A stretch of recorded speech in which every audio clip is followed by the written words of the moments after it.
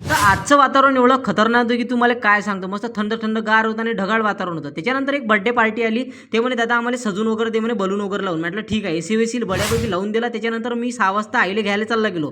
त्याच्यानंतर मग गाडीवर एवढं खतरनाक वाटे की तुम्हाला काय सांगता. मस्त थंड थंड गार लागे. कोण कारण गरमीच गरमी होती, 8 दिवस झाले.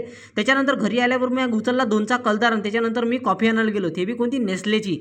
मग मस्त तयारी गियारी केली. मग दुकानातून कॉफी गिफी आणली मस्त बड्यापैकी. मग केलं ना दूध गीत गरम मस्त बड्यापैकी. त्याच्यानंतर एकच नंबर कॉफी. पण साखर कमी होती, पण थोडी कडू कडू लागे.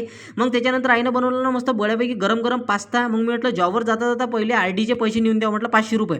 मग त्याच्यानंतर त्या काकूच्या घरी गेलो. मस्त त्याचा काकूचं 2 मजलीवर आहे, तर पैदलच जायला लागते, इथं काही आहे नाही लिफ्ट बिफ्ट. त्याच्यानंतर मग ते आरडीचे पैसे वगैरे देऊन दिले. मग जॉबवर आल्याच मला पार्सलची ऑर्डर होती. मग पार्सल पॅक गिक केलं बड्यापैकी मस्त. त्याला चिकटपट्टी लावली बड्यापैकी. त्याच्यानंतर मग रायता ग्रेव्ही वगैरे टाकली. मग दिली कस्टमरले.